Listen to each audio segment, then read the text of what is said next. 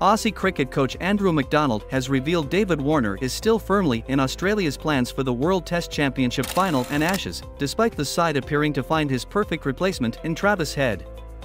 Warner flew home from India after the second test after fracturing his elbow and suffering a concussion.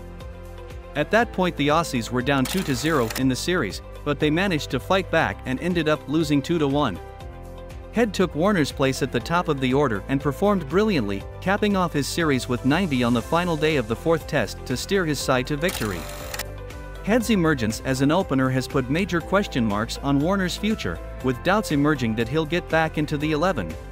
The 36-year-old has stated that this will be his last year playing Test cricket, but he's determined to help Australia win the Ashes before bowing out. But with Head performing so well in India, there are question marks about whether Warner has played his final test already. The Aussies will next play a test match in June against India in the World Test Championship final, which starts 9 days before a blockbuster Ashes series in England. Speaking to reporters in India on Tuesday, McDonald addressed Warner's future and said he's still firmly in their plans.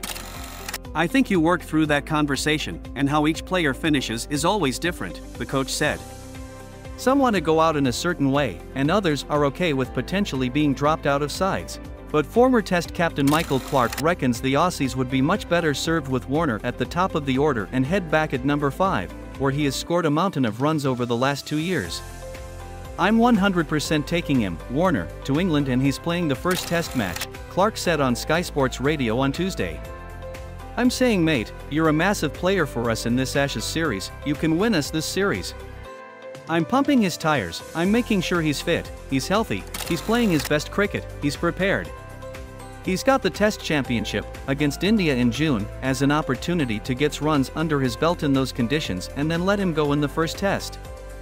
I'd think Davey might retire after the Ashes, but I'd be giving him a crack. Go and dominate and take them on, and if he doesn't perform, then you can drop him." Travis Head is locked in at number 5. Travis Head is not opening the batting in England conditions, no way. But at the moment Dave's fully in our plans for the World Test Championship final, he's coming back for the one-day series against India, he's recovered from his injury.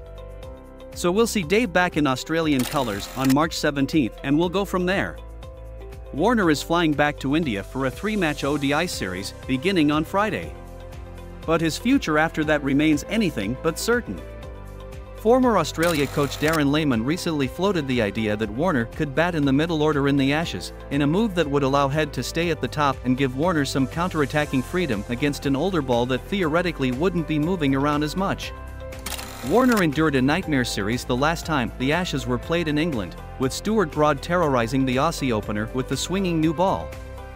Warner's average in the UK is only about 21, leading to calls for selectors to overlook him for this year's series.